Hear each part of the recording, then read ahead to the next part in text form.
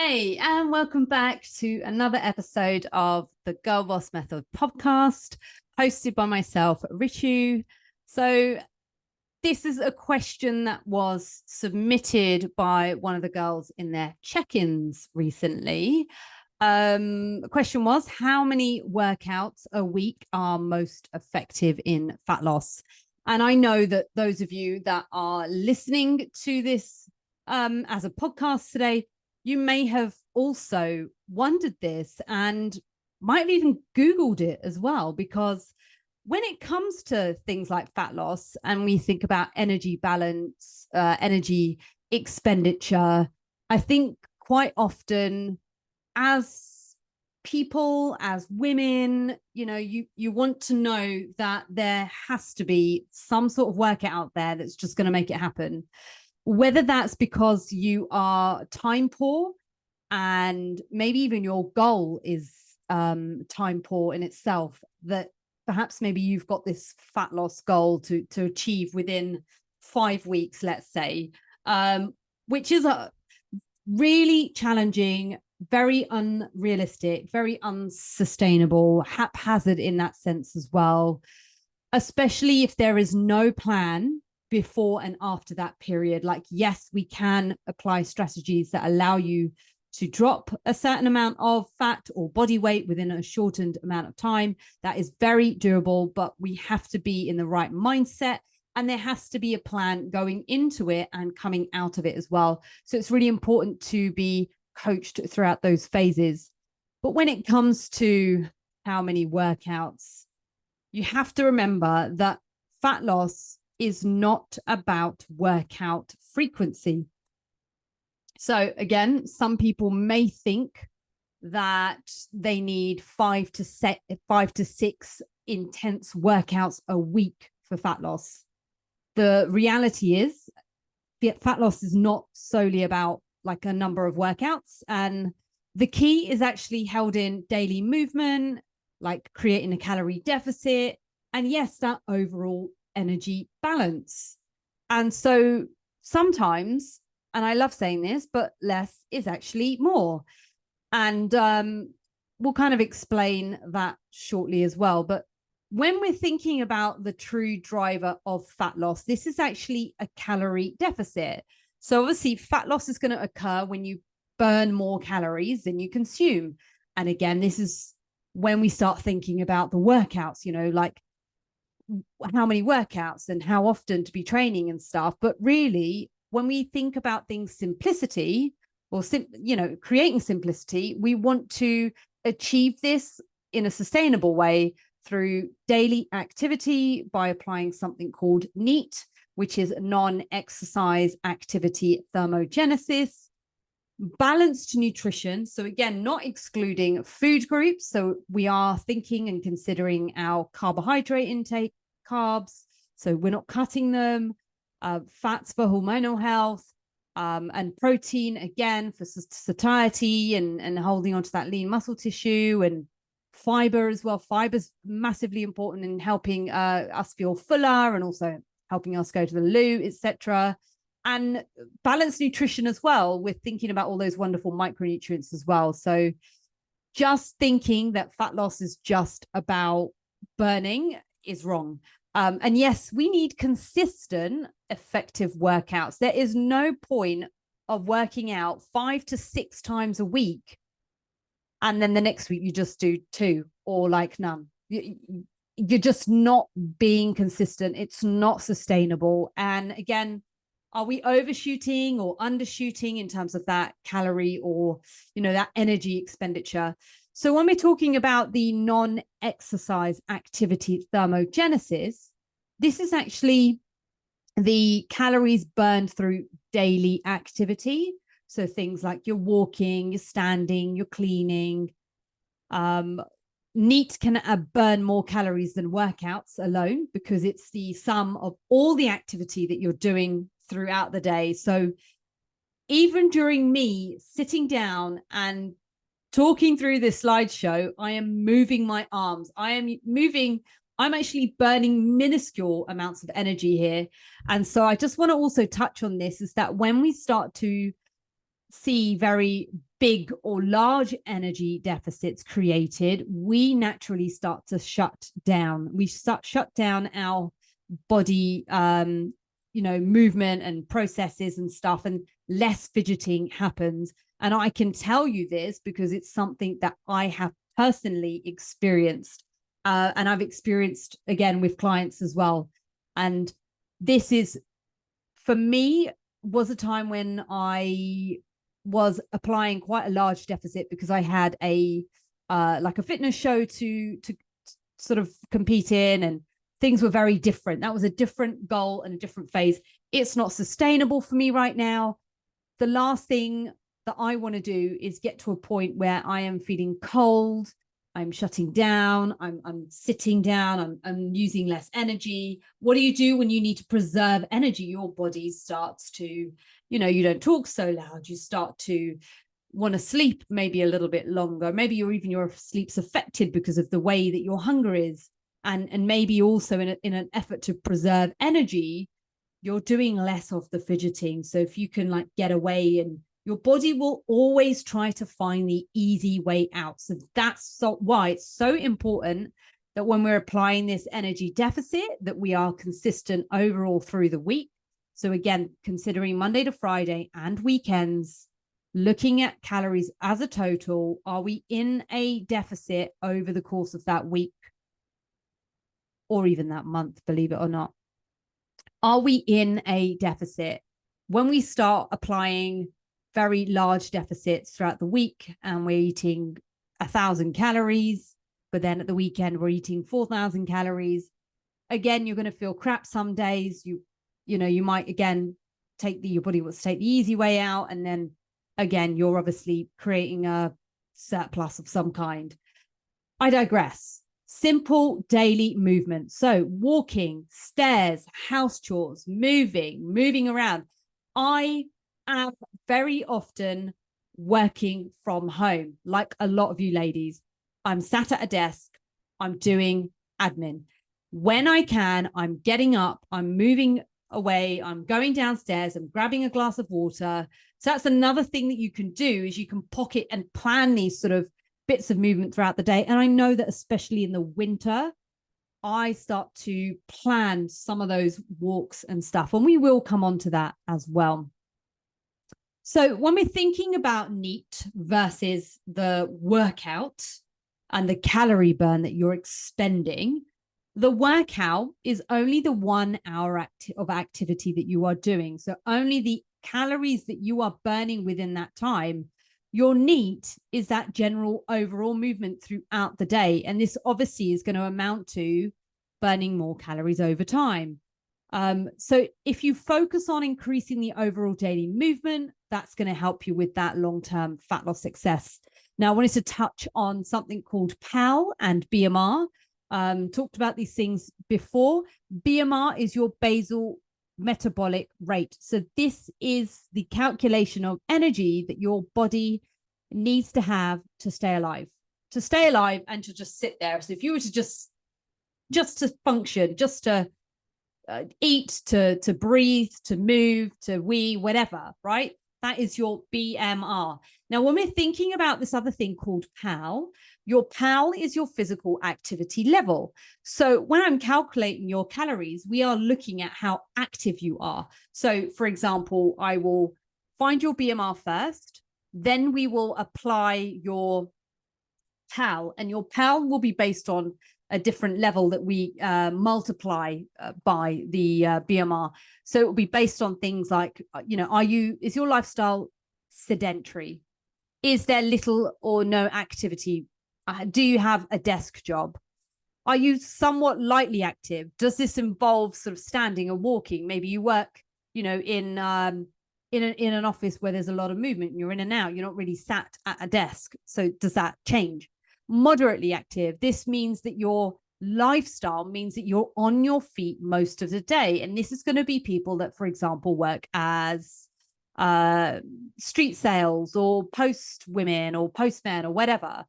And then you've got the very active lifestyle. And believe it or not, this is the people that literally lift and move and shift for throughout the whole day. And so not even personal trainers come under this. This is literally people that work long days on building sites, etc. Like, you know, they are those lifters and shifters and stuff.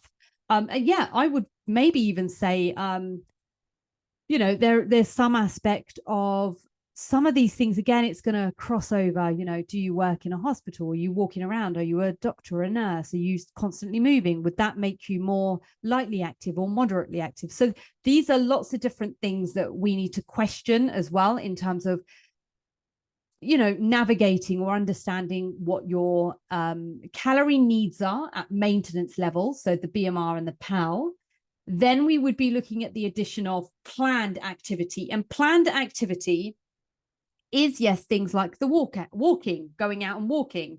Planned activity is also, you know, the actual planned exercise, be it a fitness class, be it HIIT training, be it resistance training, whatever it is. So I will actually say that with walking, ideally, I want it to come under NEAT because I want it to become more of a habit-based form of general movement. I don't want you to think of it as being something as you do as a workout. It's great to move. It's really important. So on your days when you're not resistance training, it's really important to try and get those walks in and get out. And I think it's just so good for you mentally as well, just to get out in the middle of the day when you are, you know, working a desk-based job and you don't see other humans, you don't get that chance to interact.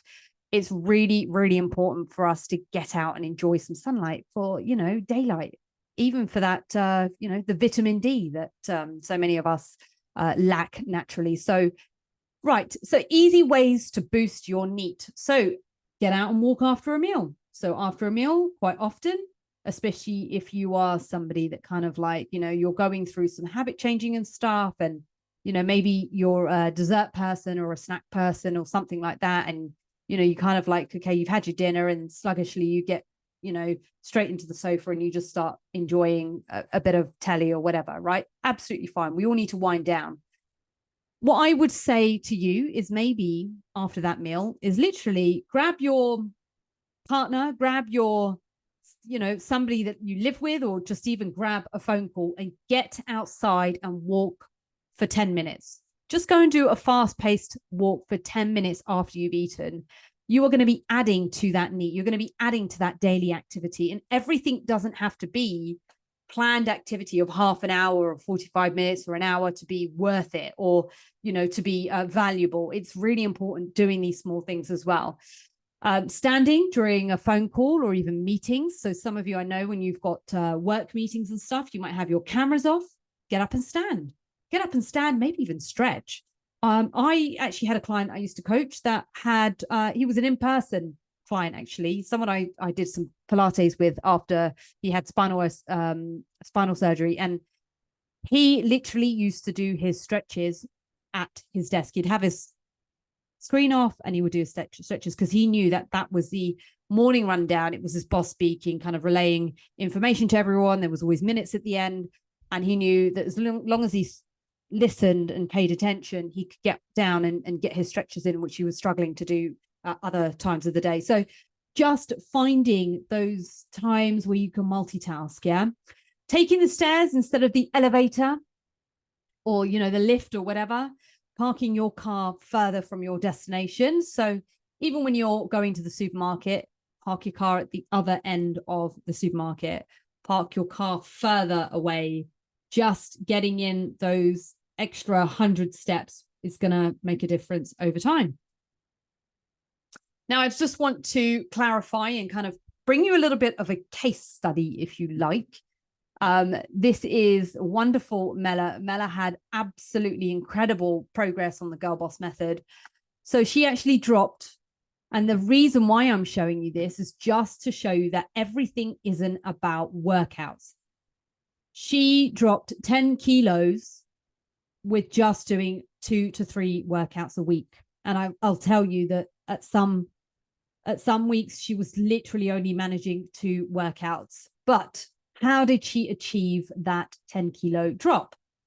She did it with only the 2 to 3 resistance trainings sessions per week. So she ensured that she was working hard enough within those sessions. These sessions weren't 2 hours long.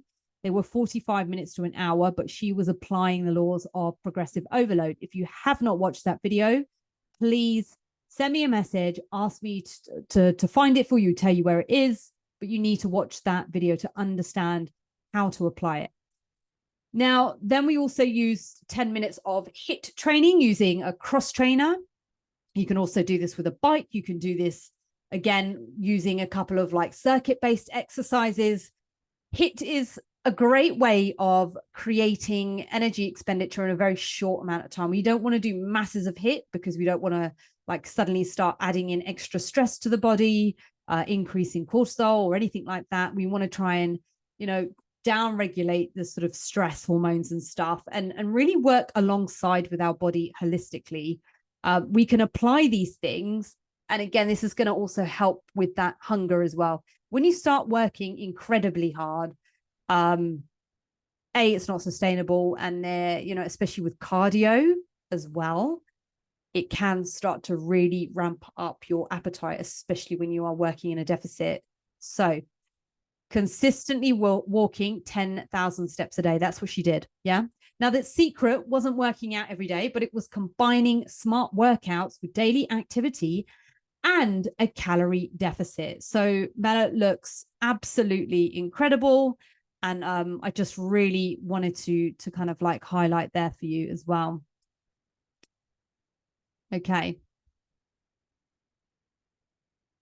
So nutrition is the key to true fat loss, okay, or the true key to fat loss. So fat loss does require a calorie deficit. Tracking calories and macros help you stay on target. And yes, protein is crucial for that muscle retention whilst losing fat. We want to ensure that we keep beautiful tone and shape whilst we're dropping body fat as well. And muscle is so important. Muscle is something that we need to be banking. We need to be building and banking bone strength, acquiring muscle tissue as well as we start to age, women, ladies, because as we get older, we will naturally start to lose muscle mass. It's really important. It's very hard to acquire, and it's even more important and crucial to try and hold on to that muscle tissue, because your life literally depends on it. So we're thinking about deficits in terms of calorie deficits. There's not just one rule that applies here. There can be rules that apply that create fast fat loss and longer term, more easier to manage calorie deficits as well. So like, even if you were to apply a 200 to 300 calorie deficit, it's still a calorie deficit. As long as we know that things are working, we know that we're in a deficit. If things are not working, you are either not in a deficit or you are not adhering to the deficit, and you are not doing the simple things of tracking calories and macros.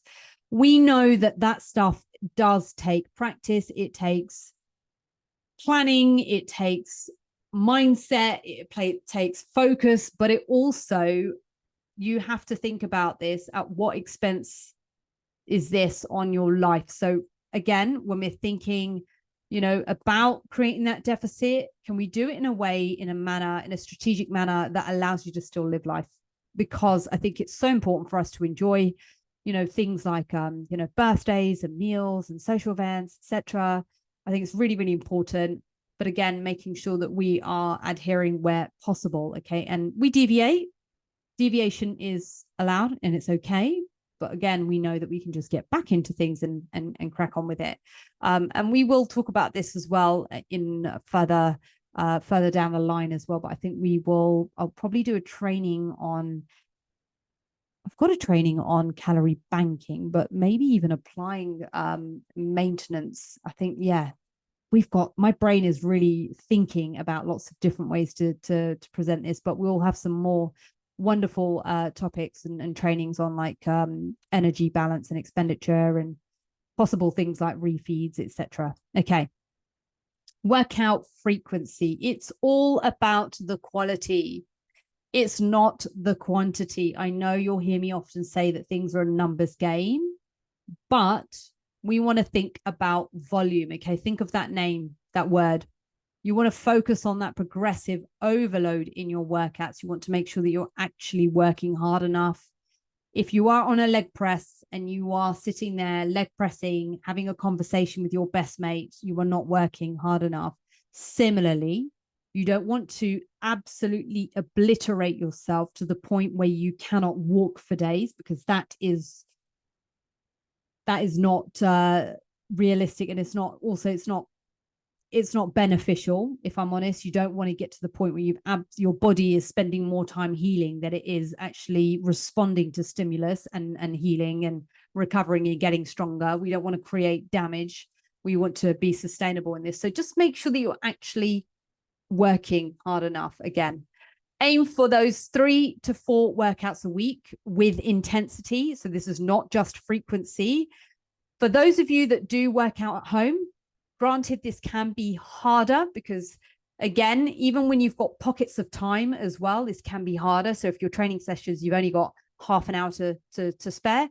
Again, for some of you that we have applied workouts that are across the week, but even still, you're not doing strength training 6 times a week. There is a combination. If you are working out with more frequency, there is a combination of strength training with that moderate cardio or what have you. There is a way of creating that balance. And again, this is also going to depend on realistically how much you have the ability to get those steps up and to move over the course of the day as well. So yeah, just thinking about that. These are all various different tools that we can use, but the sweet spot is always 4 times a week, and you can get amazing results with that. Having a gym membership massively helps with this, because then we can start to really focus on that progressive overload.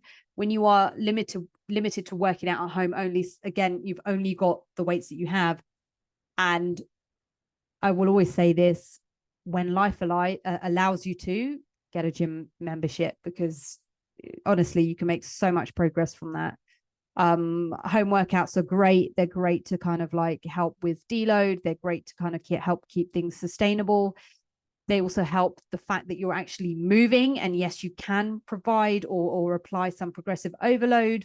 We can be using and helping that energy expenditure, which again brings me on to my point that actually you can drop body weight. You can literally lose weight with nutrition alone. You cannot lose weight with workouts alone.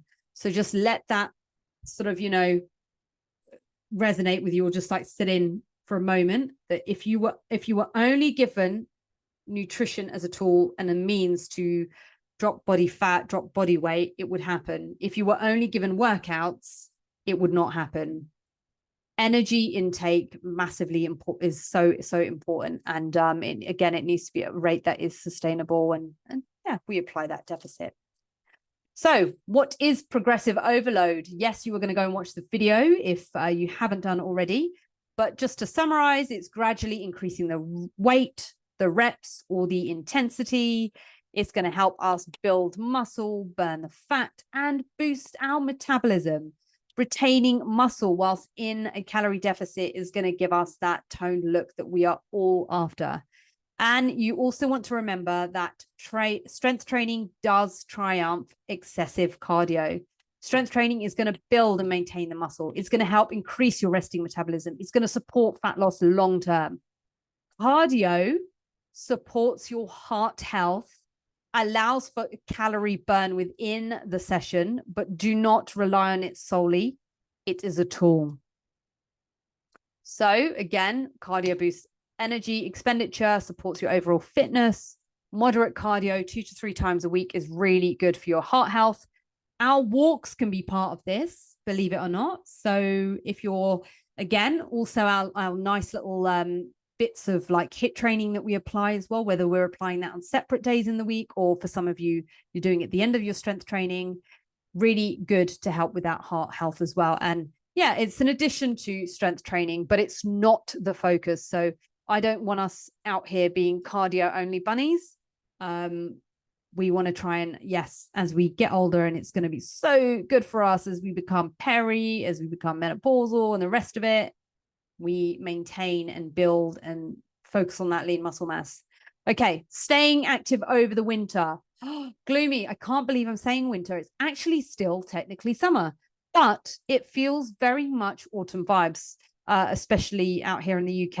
It's rainy. It's a bit, is it really cold? I don't know if it's cold, but let's think about future. When we do sort of hit that period, you want to stay active. We cannot rely on this thing, this god awful thing called motivation. You are not going to be motivated. I am not motivated, but forming habits is what's going to help us. So for me, I'm not a fan of the rain. I don't really like going out and walking in the rain, but I have learned to do it because it's horrible and you just get on and you do it. I have weatherproof hiking trainers. I literally have hiking weatherproof trousers now because I put them over the top of my leggings when it gets cold as well. Or I wear them exclusively alone. And then I, lightweight long body tops and stuff. I've got plenty of those. And then I have a water resistance jacket, and I carry sometimes, again, depending on like the hairstyle, I'll wear a baseball cap because it just, again, it helps the fall of the rain on my face. And then I'll even have a brolly when it's really bad. But the point is we are getting it done. You've got to keep walking and stay consistent. Get out. Fresh air is so important for us as well. Okay. So again, there will be days where it's just absolutely hideous. You don't want to step outdoors. I totally get it. You might drive to the gym. Yes, you can go to the gym and use a treadmill, etc. But if you work out from home and you want to get your steps in, get a walking pad. Walking pads are so cheap now. I think they've got to be £100 or less now. They have to be. I'm sure you'll find some secondhand on Facebook Marketplace, etc.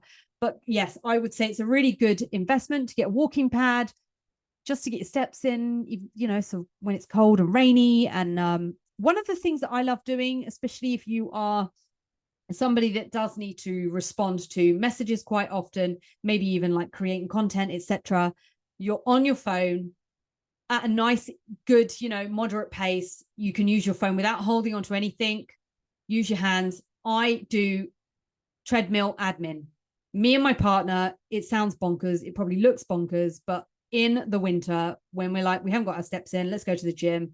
Let's go to a treadmill on an incline, safe, obviously safe. If you're worried about falling off, you've got balance issues, you can take the clip, you can put it onto your top and make sure that, if you do knock anything or you're at risk of falling, the treadmill stops and it helps you safely. But yes, we do admin. I edit videos whilst I am walking on the treadmill. Okay. So that's a life hack for you if you need it. Consistency and lifestyle are going to equal the results that you want, deserve, and are working towards. Fat loss is going to come from those consistent daily habits and not extreme workouts. Increase your daily movement, fuel your body well, stay consistent. And we are finding a routine that you can enjoy for long-term success. If you're working out 7 days a week and you hate it, maybe we need to rethink things and look at a different rule, a different route. There are many ways. There are many ways to do things. Balance and enjoyment are key. You need to not overwork yourself, and you want to focus on balance. We want to live a nice, sustainable, lifestyle, and fat loss can be sustainable when it fits into your lifestyle. And you want to incorporate activities that you also enjoy, both in and out of the gym. So I think it's really important for us, classes, as women, they make us feel connected to other people. They help drive us with motivation. Great way of getting cardio or just movement in as well. Although they're not equal to building muscle and any of that side of stuff that I sort of bang on about, they're really, really important for you mentally. They're important for enjoyment. Great release of endorphins, can really help be a stress reliever as well. Whether that's boxing classes or that's Zumba or it's even body pump, any of these things where you are working at something, and activity is so important. And for me, what do I like? And I know that many of you ladies like as well, like a bit of reformer Pilates. That again is just a nice activity to kind of do with others and move my body in a different way as well, because it's also important for us to focus on, you know, multi-directional movement as well when we're thinking about long-term health, mobility, all of those things. So just keep moving. We were made to move, so let's just do it. Okay. Fat loss is not about a calorie, well, sorry, correct myself. Fat loss is about a calorie deficit. It's not workout frequency. You want to focus on increasing the NEAT, the daily movement. Workouts should prioritize quality and progressive overload, and nutrition, consistency are the true fat loss drivers. It's not about how many workouts you do, but it's those consistent daily habits, proper nutrition, balanced movement. I'm repeating myself, but remember, balance is sustainable. You can reach your goals whilst enjoying life. And that's what this is all about on the Girl Boss Method. So, ladies, if you enjoyed this training today, let me know in the group or send me a DM if you've got any questions, if they're private. If you have stumbled across this training, this as a podcast or even a YouTube, and you'd love to learn more about the Girl Boss Method and myself, you can follow me on Instagram at Ritu Bra. And yeah, we will see you here next time.